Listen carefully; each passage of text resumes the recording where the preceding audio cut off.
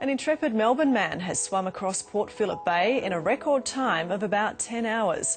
Glenn Wilson braved chilly, choppy conditions to enter the water at 4 o'clock this morning and swam 35 kilometres. The weather turned and the seas were pretty high, so I think I probably had a good first half of swim, but the back end was really tough, really hard work. He plans to take on the English Channel later this year. I've been doing open water swimming now for the past 5 years, mostly over the Melbourne summer. The biggest challenge in open water swimming is the English Channel.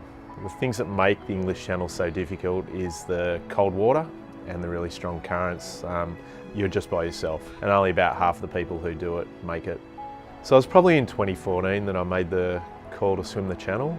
And at the time I was probably swimming about 50 kilometres a week, 20 in the pool, about 30 in the ocean, anywhere from 1 hour to 5 hour sessions, swimming in the dark, swimming in the daytime, swimming by myself, swimming in groups. And it was really all about getting prepared for whatever possible conditions you might experience out there. So the night before the swim I broke one of the golden rules and ate seafood.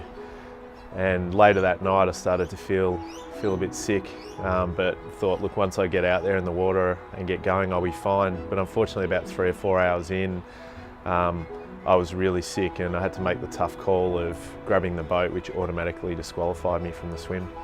Not making it in 2015 was a real wake-up call, and looking back I was probably a bit starry-eyed. After reflection and a bit of a holiday, I made the call in January 2016 to have another crack at it. We left Australia in the early hours of the 22nd of September and we arrived in the UK at about 5 p.m. Now, while we were transiting, we found out that our swim start time was 3 a.m. the following morning, and by the time we reached Dover it was 10 o'clock at night, so the swim start was only 5 hours away. So I broke up the swim into 3 parts in my mind.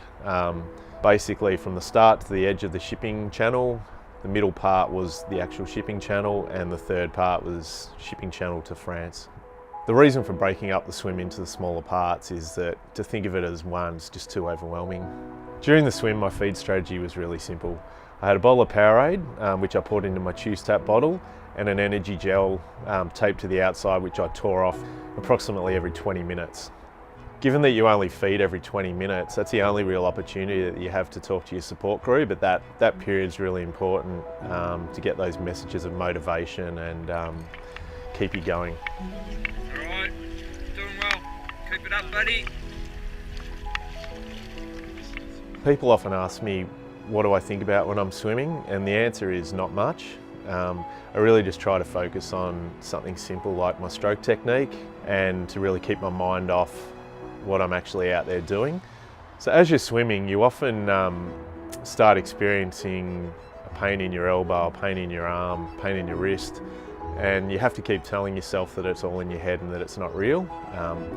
And through the training I did, you really did know the difference between when the pain was real and when it was just a niggle.